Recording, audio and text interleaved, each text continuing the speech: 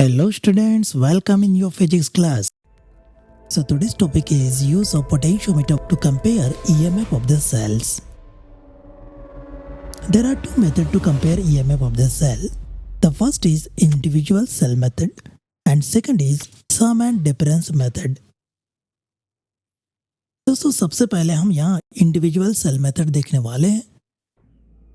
Screen पर आप इसका सर्किट डायग्राम देख रहे हैं। It consist of main circuit, जो पोटेंशियोमीटर वायर का मेन सर्किट है वो एज इट इज है, which consist of wire a b, power supply unit containing electric cell of EMF E, plug key K and rheostat RH। Friends, जरूरी नहीं है कि आप इलेक्ट्रिक सेल ही connect करें, यहाँ पे आप इलेक्ट्रिक पावर सप्लाई का भी इस्तेमाल कर सकते हो, जो यूजुअली आता है ब्रिज रेक्टिफायर वगैरह के नाम से, वो भी आप यहाँ पे यूज कर सकते हैं। अब जो भी नया सर्किट यहाँ पे बनेगा, मतलब पोटेंशियोमीटर के यूजेस अनेक हैं, तो जिसमें से एक है to compare EMF of the cell by individual cell method, जिसका सर्किट अब हम देखने वाले हैं। इसके अलावा आगे में हम देखेंगे sum and difference method to find internal resistance of the cell. तो सर्किट चाहे जो भी हो, जो भी चेंजेस होने हैं वो पॉइंट ए के साथ ही जुड़े हुए होंगे।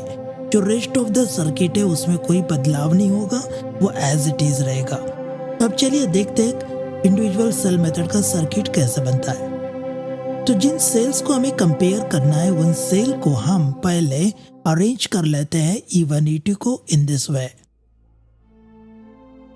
Now positive terminal of both cells E1 and E2 are connected to terminal A of potentiometer wire, which is already kept at higher potential with respect to point B. And the negative terminal of both cells are connected to two terminals of two-way plug key. अब plug की जो हमने use किया वो two way plug की है।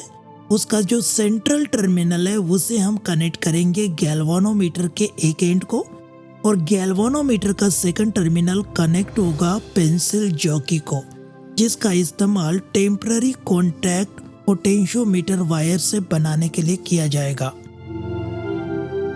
अब पूरा सर्किट आपका रेडी हो गया है। अब मैं आपको रियल सर्किट शो कर देता हूँ।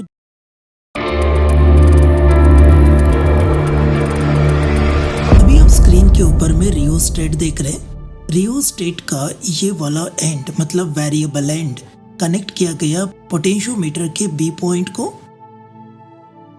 और ये पोटेंशियोमीटर का ए पॉइंट कनेक्ट किया गया है positive terminal of power supply को। उसी पॉइंट ए से एक और कनेक्शन गया है सेल E1 के पॉजिटिव टर्मिनल को, और एक कनेक्शन सेल E2 के पॉजिटिव टर्मिनल को। फ्रेंड्स, यहाँ पे E1 और E2 ये दोनों हमने सेल जो लिए, उसमें से ये वाला E1 सेल लिकलेंज सेल है और E2 सेल जो है वो डैनियल सेल है। लिकलेंज सेल के अंदर में जो इलेक्ट्रोड होता है मोटा सा, आप देख रहे हैं, ये पॉजिटिव टर्मिनल है, और डैनियल सेल का जो कॉपर कंटेनर होता है वही positive terminal of the cell है, जिसे पोटेंशियोमीटर वायर ए के साथ अपने कनेक्शन में लिया है।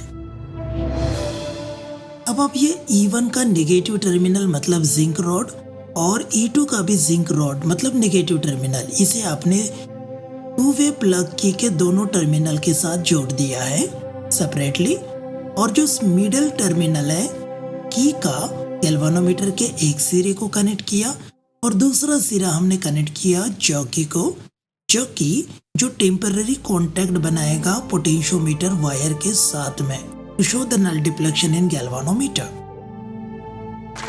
तो ये रहा आपका complete experimental setup to compare EMF of the cell. चलिए तो अब सर्किट को स्विच ऑन कर देते हैं और देखते हैं क्या करना है हमें। सबसे पहले सेल E1 को सर्किट के अंदर में लेना है। इसके लिए की K1 को क्लोज रखिए और K2 को ओपन रखिए। अब आपको क्या करना है, पोटेंशियोमीटर की पहली वायर पे चौकी रखना है और दूसरे पे चौकी रखना है, and let us see if it gives both side deflection और नॉट। तो आप केयरफुली देखिए, यहाँ पे वो बोथ साइड डिफ्लेक्शन दे रहा है या नहीं दे रहा है। गैल्वानोमीटर आपको बता देगा। देखो नहीं बता रहा है, सेम साइड दे रहा है। हमने क्या करना चाहिए, इसे में रियोस्टेट के पोजीशन को या फिर बैटरी की पोजीशन को देखो हम एडजस्ट कर रहे हैं। तो जो ऑक्सिलरी सेल होता है, जो main cell of the battery होता है, उसका ईएमएफ एक्सपेरिमेंटल सेल से अधिक होना चाहिए। ये रूल है, ये बेसिक थंब रूल है इसका। इसलिए मैंने अभी पोटेंशियल बढ़ाया है। लेट अस सी, हमें दोनों साइड में डिफ्लेक्शन दिख रहा है क्या? नहीं, अभी भी नहीं दिख रहा है। अब मैं एक काम करूंगा, अब रियोस्टेट का ऊपर का वेरिएबल एंड उसे मैं स्लाइड करूंगा और मैक्सिमम करंट को मैं अलाउ करूंगा सर्किट में से। नाउ लेट अस से, जी हाँ देखिए बोथ साइड डिफ्लेक्शन दे रहा है। लीजिए अब हमारा काम बन गया। इन दिस वे अब हमारा सर्किट रेडी हो गया।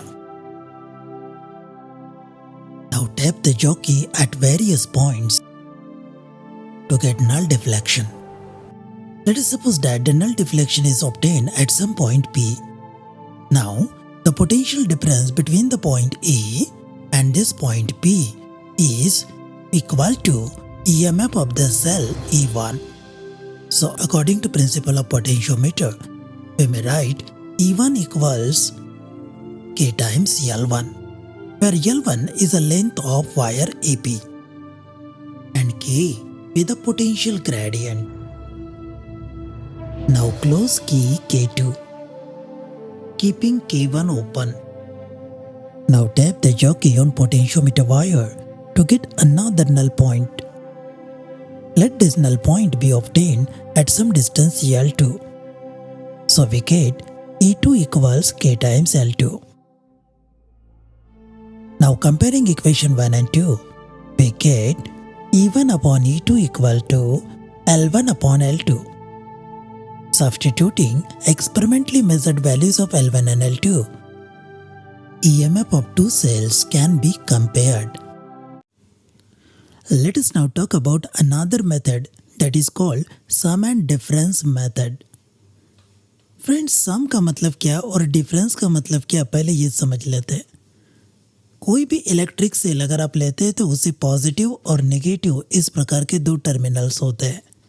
यदि मैं एक सेल का पॉजिटिव टर्मिनल दूसरे सेल के नेगेटिव टर्मिनल को कनेक्ट कर दूं, तो इस कॉम्बिनेशन में हम कहेंगे कि two cells are assisting each other and the resultant EMF would be E1 plus E2। अगर आपने नेगेटिव टर्मिनल एक सेल का दूसरे सेल के नेगेटिव टर्मिनल को कनेक्ट किया या फिर पॉजिटिव टर्मिनल किसी सेल का दूसरे सेल के पॉजिटिव टर्मिनल के साथ कनेक्ट किया, तो ऐसे में हम कहेंगे two cells are opposing each other and the net EMF of the combination would be E1 minus E2 और E2 माइनस E1। जो भी बड़ा रहेगा उसमें से दूसरा वैल्यू हम माइनस कर देंगे। तो इसके लिए हमें एक पोटेंशियोमीटर लगेगा। जो बेस सर्किट होगा पोटेंशियोमीटर का वह एज इट इज रहेगा, जैसे कि पहले हम डिस्कस कर चुके। यहाँ सर्किट देखिए सेम टू सेम है। अब सिर्फ मुझे काम करना पड़ेगा, एक सेल जो मुझे कंपेयर करना है जिसका ईएमएफ E1 है, उसका पॉजिटिव टर्मिनल मैं E के साथ कनेक्ट कर दिया and the negative terminal of this cell is connected to one terminal of four way key, और जो अपोजिट टर्मिनल है फोर वे की का उसे मैंने जॉकी को कनेक्ट किया via galvanometer. Now connect one more experimental cell between the two remaining terminals of four-way key. Now switch on the circuit and close the key K1 and K3, keeping K2, K3 open. Friends, यहाँ पर K1 और K3 को close करने की वजह से negative terminal of cell E1 वो connect हो गया positive terminal of cell E2 को। In this way, the two cells are assisting each other and the resultant EMF would be E1 plus E2. Now tap the jockey on potentiometer wire to get null deflection. Let the null deflection be obtained at some distance L1 from point A. So, we get E1 plus E2 equal to K times L1. Where K is potential gradient and L1 is the balancing length. This is equation number 1. Now close key K2 and K3, keeping K1 K3 open. Friends, carefully देखने पे आपको पता चलेगा कि negative terminal of first cell is now connected to negative terminal of second cell.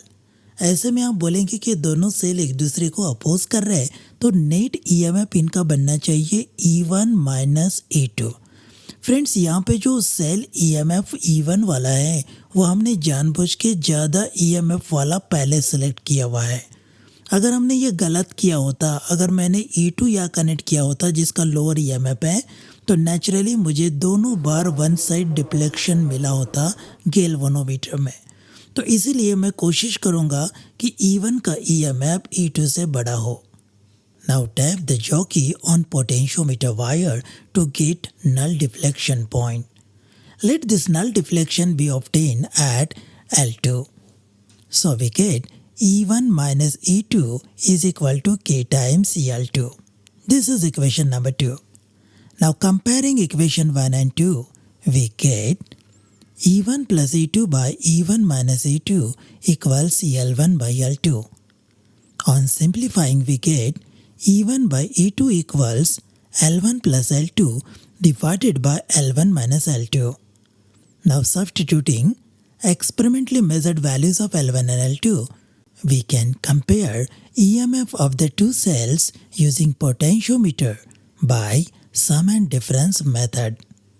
उम्मीद है आपको ये टॉपिक समझ में आ गया। पसंद आए तो लाइक जरूर करना और दोस्तों के साथ शेयर करना ना भूले।